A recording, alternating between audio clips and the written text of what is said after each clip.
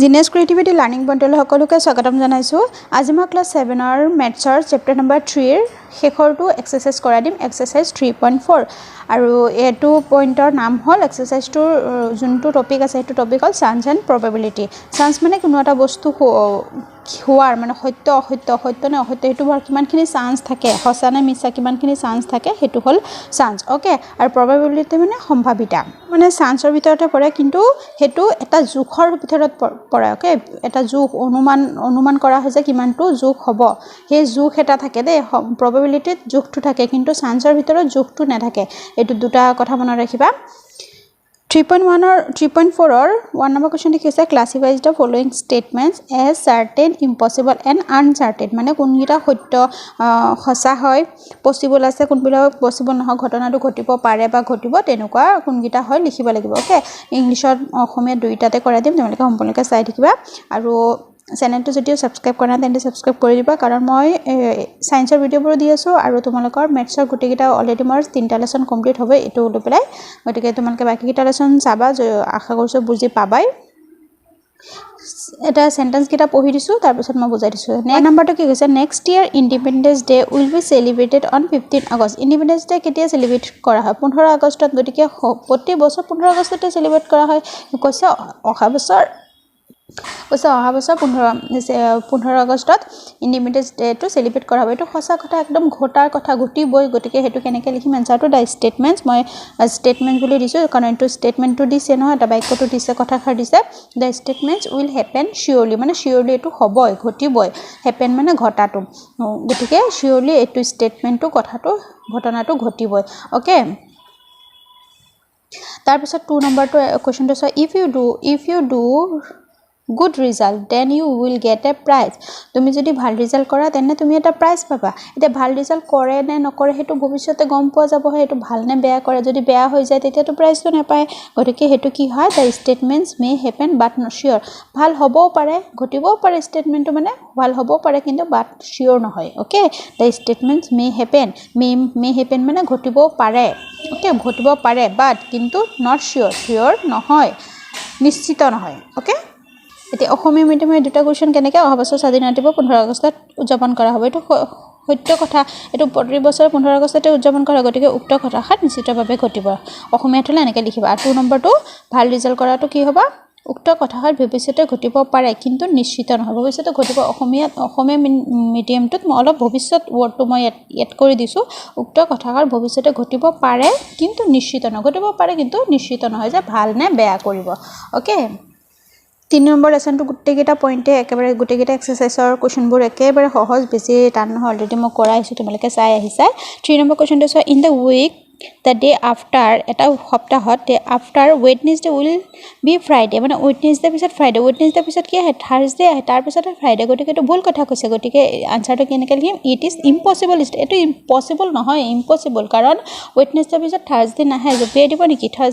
Wednesday পিছত Friday নাহে, Thursday আহিব। অ'কে,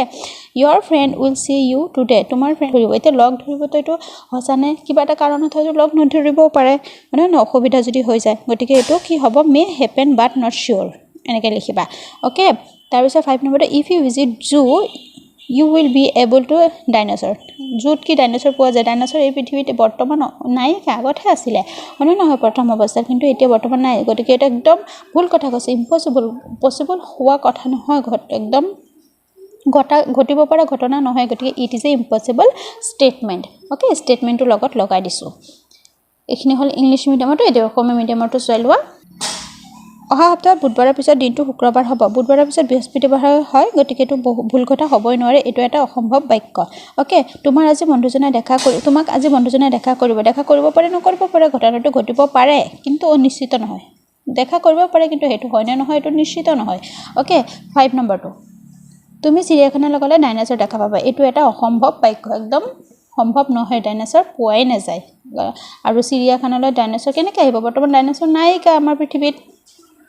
নেক্সট কুৱেশ্যন নম্বৰ 2, এটা পাত্ৰত 4টা মাৰ্বল আছে, এটা ৰঙা, এটা হালধীয়া, এটা ক'লা আৰু এটা বগা। 4টা ৰঙা, 4টা হালধীয়া, বেলেগ বেলেগ। অ'কে, এটা আছে এটা পাত্ৰত। অ'কে, কুৱেশ্যন নম্বৰটো কি হৈছে, ৰঙা ৰঙৰ মাৰ্বলটো উলিয়ানোৱাৰ সম্ভাৱিতা কেনে? এতিয়া সম্ভাৱিতা মই ক'লোঁ নহয় যে কোনো এটা সংখ্যাত জোখটোক কয় সম্ভাৱিতা। অ'কে, কিন্তু চান্সটোত যোগটো নাথাকে এইবোৰ হয় চান্স যোনবোৰ প্ৰথমত 1 নম্বৰ ক'লে সেইবোৰ চান্স আৰু এইটো 2 নম্বৰ যোনটো এইটো এটা যোগ কিমান কৈছে যোগ ওকে সম্ভাৱিতাটোত যোগ এটা উলিয়াব লাগিব গতিকে ৰঙা নম্বৰ মাৰ্বল এটাই আছে টোটেল মাৰ্বল কেইটা আছে 4টা টোটেল মাৰ্বল আছে 4টা আৰু টোটেল আছে টোটেলটোক আমি কি লিখিম টোটেলটো আমি তলত লিখিম ওকে এই সম্ভাৱিতাটো কি হৈ যায় ফ্ৰেকশনত আহি যায় টোটেলটো 4টা আছে আৰু ৰঙা মাৰ্বলটো যদি উলিয়াই আনো গতিকে 4টাৰ ভিতৰত কিটা এটা ৰঙা উলিয়াই আনিছে গতিকে 4/1 হল বগা ৰঙৰ মাৰ্বল এটাই আছে গতিকে টোটেল 4টা মাৰ্বল আছে 1 আছে বগা ৰঙৰ মাৰ্বলটো উলিয়ানোৰ সম্ভাৱিতা কিমান 4/1 দুটা আনসাৰ একে হ'ব ইংলিছৰটো একে হ'ব মই ইংলিছৰটো ইয়াত চোৱা question to what is the probability of drawing the red marble এটা drawing to দিছে drawing মানে কি অকা কিন্তু তোমালোকে ইয়াতে answer to drawing বুলি নিলিখিবা মই বেলেগ word দি দিছো এটো সো ইংলিশ মিডিয়ামতে তোমালোকে এনেকৈ লিখিবা the probability of bringing out okay bringing out red marble inside the four marbles এই four এই টেমাটোৰ ভিতৰত যে মাৰ্বলটো আছে পাত্ৰটোত ভিতৰত ইনসাইড মানে ভিতৰত মাৰ্বল আছে তাৰ ভিতৰত ৰেড টু উলিয়ানাটো সম্ভাৱিতা probability কি হ'ব 1/4 okay sentence to এনেকৈ লিখিবা next 2 number the probability of bringing out red marble inside the four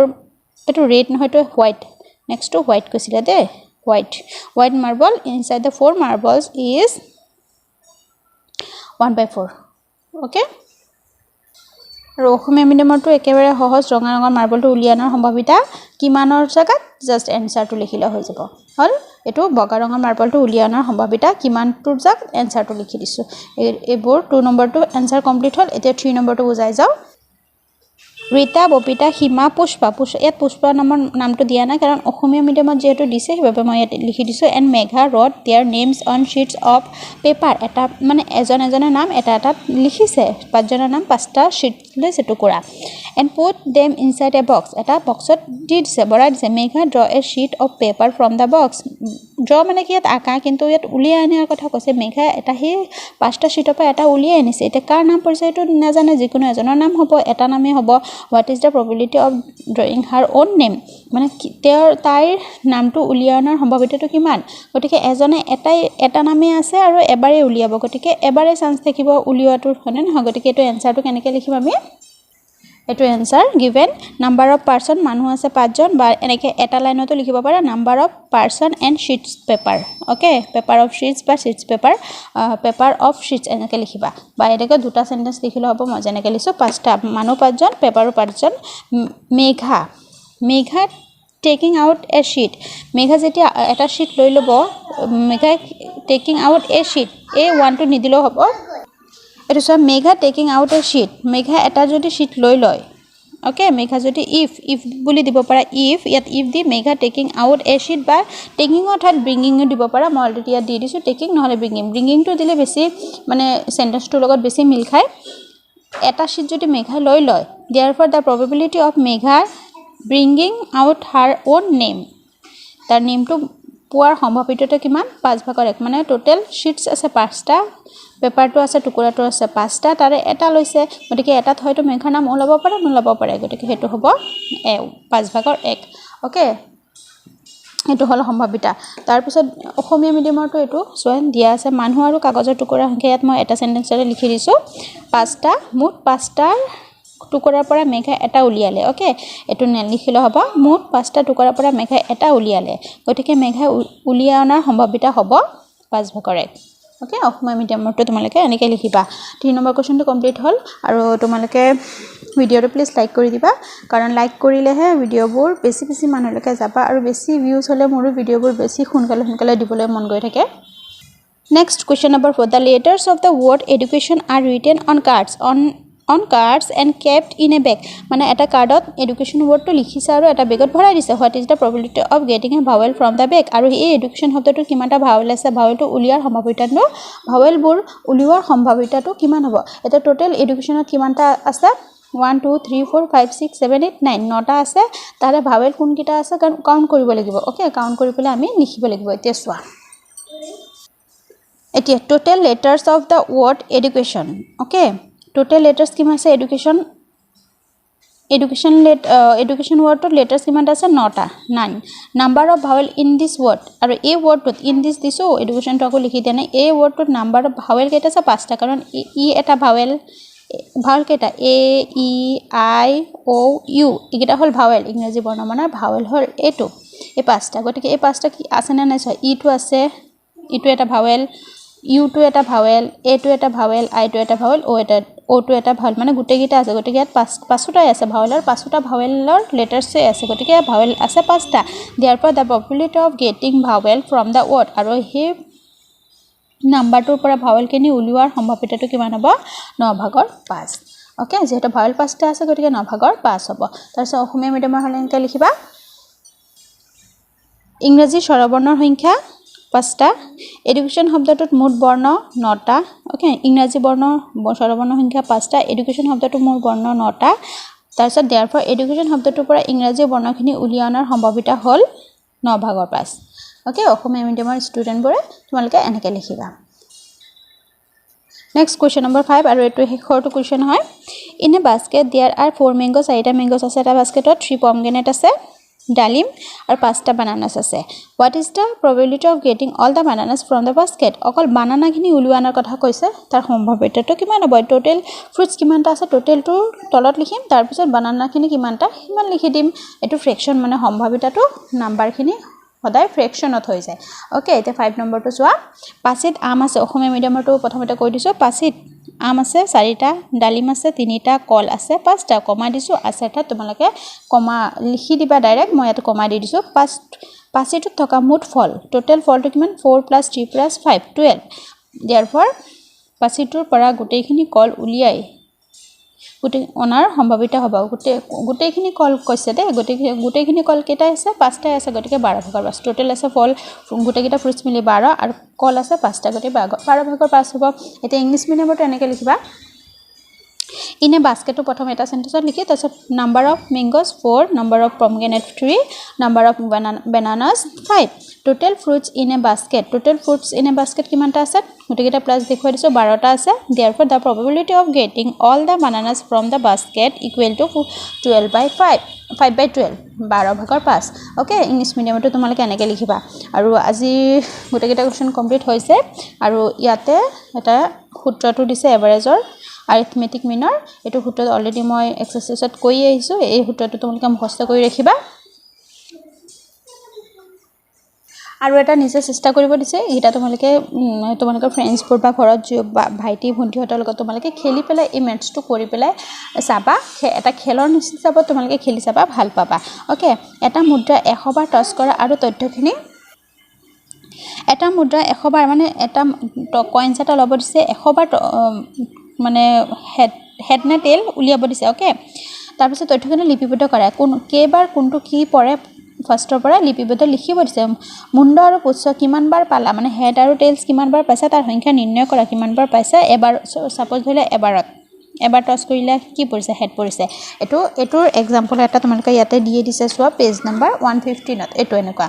টছৰ সংখ্যা ইয়াত 10 বাৰলৈকে দিছে কিন্তু আমাক কিমান বাৰ কৰিব দিছে 100 বাৰলৈকে লিখিব লাগিব ইয়াতে অনুমানটো কৰিব দিছে অনুমানটো তাত কিন্তু কোৱেশ্যনত দিয়া নাই অনুমান আৰু সম্ভাৱিতাটো চান্সটো উলিয়াব দিয়া নাই তোমালোকক জাস্ট কিমান বাৰ হেড কিমান বাৰ টেল পাইছে লিখিব লাগিব ওকে 1 বাৰ লিখিবা কি টছৰ সংখ্যা লিখি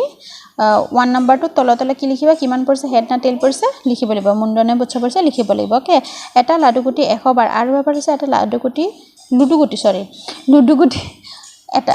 নেক্সট নম্বৰতে কি কৈছে এটা লুডুগুটি ল'ব দিছে 100 বাৰ খেলি তথ্যখিনি লিপিবদ্ধ কৰিব বিচাৰিছে লুডুগুটিত কিমান থাকে 6 লৈকে থাকে সংখ্যা কেইবাৰকৈ পালা নিৰ্ণয় কৰা মানে প্ৰথমবাৰ ঘূৰালা কিমান পৰিছে তলত লিখিব লাগিব কিমান নম্বৰ পৰিছে তেনেকুৱা একেবাৰে সহজ তাৰ পিছত ডাক চিহ্ন ব্যৱহাৰ কৰিবলৈ এতিয়া তোমালোকৰ চোৱা কিমান বাৰ ঘূৰালা ওকে মানে লুডুগুটিৰ সংখ্যা ইয়াতে 100 বাৰ ঘূৰালা নহয় 100 লৈকে নাম্বাৰটো লিখিলা ওকে 100 বাৰ খেলিব দিছে তাৰ পিছত 100 বাৰত প্ৰথমবাৰত কিমান পৰিছে 1 পৰিছে ওকে 1 পৰিছে গতিকে এটা লাজ দিবা ডাক চিহ্নত তাৰ পিছতত আকৌ ঘূৰালা আকৌ 1 পৰিছে আকৌ এই 1ৰ চিধা চিধি এটা লাজ দিব লাগিব ওকে মানে 1 ইয়াত কেইবাৰ পৰিছে এবাৰ দুবাৰ তিনিবাৰ চাৰিবাৰ এই আষ্টটো আকৌ কাটি দিছে 5 বাৰ টোটেল 4টা দি তাৰ পিছত এনেকৈ কাটিবলৈ 5টো দেখাবলৈ হলে 5 বাৰ পৰিছে 6 7 8 9 আকৌ এনেকৈ আছে 10 মানে টোটেল 1 টো 10 বাৰ পৰিছে হে 100 বাৰ যে ঘূৰাইছে সাপোজ দিলে মই এটা एग्जांपल হে দিছো 100 বাৰ ঘূৰাইছে 10 বাৰ পৰিছে 1 টো আকৌ যেতিয়া 2 টো কেতিয়াবা মাজত আকৌ 2 পৰিছে ओके মাজত 2 পৰিছে 2 টো এবাৰ পৰিছে 1 লিখিলা আকৌ তেতিয়া আকৌ পৰি গল 4 তেতিয়া কি কৰিবলা এই 2 টো চিনি দিবা 4 টো পৰিছে 4 সিধা সিধি দাগ চিহ্নডাল চিনটো দিবা ओके টোটেল নাম্বাৰটো তেতিয়া আজ কিমানটা হৈছে নাম্বাৰটো এনেকৈ লিখিবা মানে 1 কিমান বাৰ পৰিছে 2 কিমান বাৰ পৰিছে তেনেকৈ হিমান বাৰ আস্তাজ দিব লাগিব ओके তেনেকৈ কৰি চাবা আৰু যদি এটো নোৱাৰে তেতিয়া মই চাৰ্টটো এনেকুৱা তোমালোকে খেলিবই দিছে খেলি ভাল পাবা তোমালোকে এটো এটা গেম হয় গতিকে কৰি চাবা বন্ধু বান্ধৱীৰ লগত ভাইটি ভণ্টিৰ লগত কৰি চাবা আৰু আজি ভিডিওটো ইয়াতে সামৰিছো নেক্সট ভিডিওৰ বাবে চেনেলটো সাবস্ক্ৰাইব কৰি থবা আৰু মই 7 ৰ তোমালোকে সায়েন্সৰ ভিডিওবোৰ দি আছো চাবা আজিলৈ আহিছো ধন্যবাদ